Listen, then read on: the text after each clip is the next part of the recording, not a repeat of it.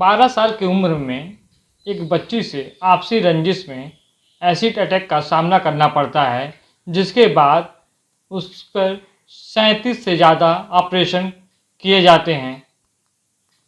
गायकी की दुनिया में जब वो कदम रखती हैं तो उन्हें काशी की लता मंगेशकर जैसा अवार्ड से सम्मानित किया जाता है। हम बात करेंगे कि वह किस तरह इस सफ़र में आई और कहाँ कहाँ मुश्किलों का सामना करना पड़ा। मैम, आप के साथ इतनी कम उम्र में इतनी बड़ी अटैक हुआ तो क्या कैसे आपका सफ़र रहा, कैसे आगे बढ़िया? हाँ, ऐसा है कि 12 साल की उम्र में पारिवारिक रंजिश और व्यापारिक रंजिश के कारण मुझ पे एसिड अटैक हुआ। तो उस समय तो बहुत बच्ची थी तो इलाज के लिए कई जगह में अस्पताल बनारस में, उसके बाद 3 साल लगातार पटना हॉस्पिटल में थी मैं, फिर बनारस आई, फिर बनारस में और ट्रीटमेंट हुआ। कुल मिला के मेरे करीब 36-37 ऑपरेशंस मुझे झेलने पड़े पूरे शरीर के। तब मैं इतना भी बात करने लायक आज बैठी हूँ, वरना विकृति इतनी ज़्यादा आ चुकी थी मेरे चेहरे पर कि उसे देखना किसी के लिए संभव नहीं था। बच्चे तो डर के बिल्कुल भाग जाते थे।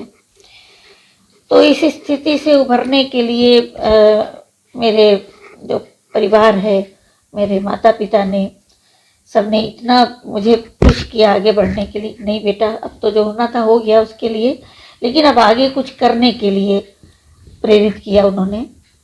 तो सर, मैं बहुत सारी जब निकलती थी तो बहुत व्यंग सुनने को मिलते थे, अनेक उपाधियां दी जाती थी, जैसे मुझे ली जा रही है, ना कट्टी जा रही है, मतलब काफ़ी कुछ दुख होता था। लेकिन ये लगा कि नहीं, कुछ करना चाहिए। तो मैंने प्राइवेट पढ़ाई शुरू की, तो उसके बाद हाई स्कूल, इसके बाद इंटर, और फिर BHU से BMUS MUS with gold medal, और उसके बाद PhD तक यहाँ से किया। और फिर साइड में प्रोग्राम देने लगी मैं। मेरी आवाज़ अच्छी थी, इसलिए मुझे एक कलाकार के रूप में लोग जानने लगे। जो मुझे लगता है कि कुछ ही देश का ऐसा कोना बचा होगा जहाँ मैंने कार्यक्रम ना दिए हों और लोगों ने नापसंद किए हों।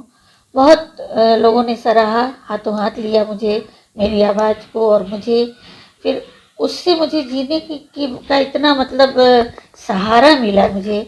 मैं बोल्ड होती गई, मेरा विल पावर बढ़ता गया, और मतलब यहाँ से लेके बाहर तक लोग मुझे अच्छी तरह जानने लगे।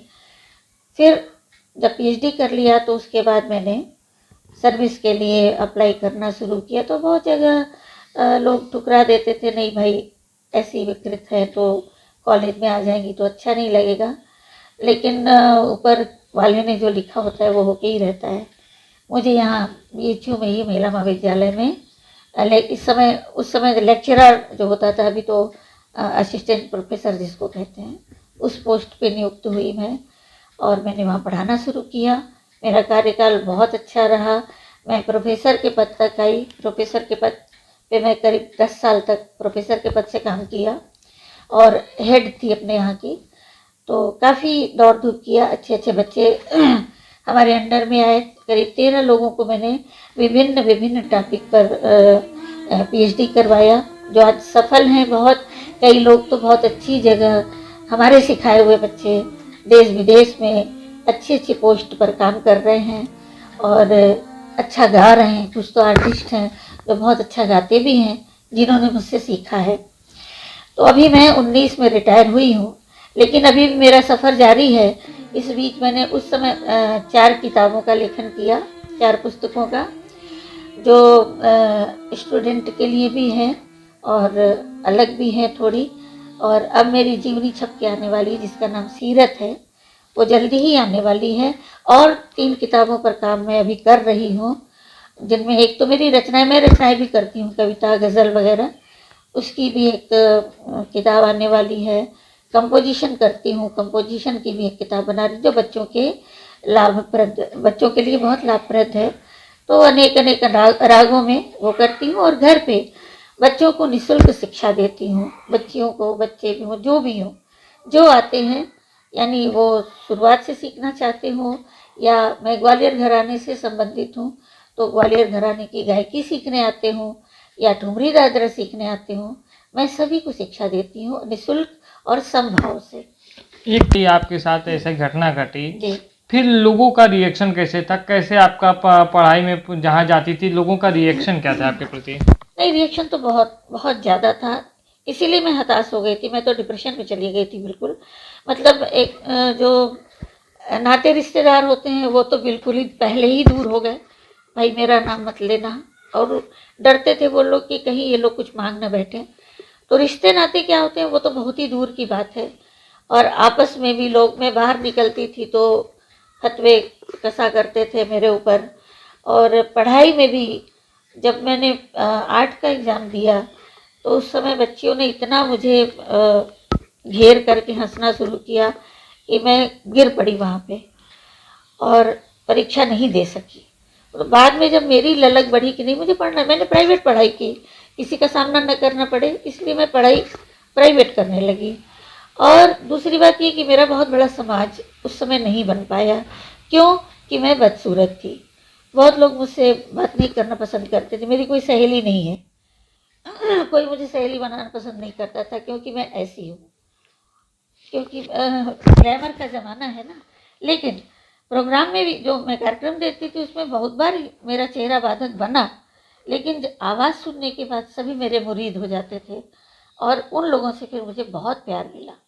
काशी हिंदू विश्वविद्यालय से बी म्यूज में गोल्ड मेडलिस्ट, फिर पीएचडी, फिर वहीं प्रोफेसर, उसके बाद लता मंगेशकर जैसा अवार्ड। ये किसने दिया, कहाँ से हुआ? ये तो पता ही है आपको कि मैंने वहीं पे सफ़र BHU से शुरू हुआ, वहीं से रिटायर हुई और तरंग संस्था करके एक यहाँ थी। अवार्ड मुझे बहुत सारे दिए गए हैं, अभी भी मिल रहे हैं लगातार। तो तरंग करके संस्था हुआ करती थी हम लोग के ज़माने में। और एक बहुत बहुत नामी ललित और संगीत परिषद करके भी बहुत बड़ी संस्थाएं हुआ करती थी, जो अब नहीं है। उनकी ओर से मुझे बनारस की लता का सम्मान दिया गया था। ये थी मंगला कपूर जी, जो अपने संघर्षों के दम पर आज इस मुकाम पे पहुंची हैं कि संगीत की दुनिया में नाम रोशन किया ही, साथ में पीएचडी भी बच्चों को करा रही। सुरेंद्र गुप्ता, ETV भारत, वाराणसी।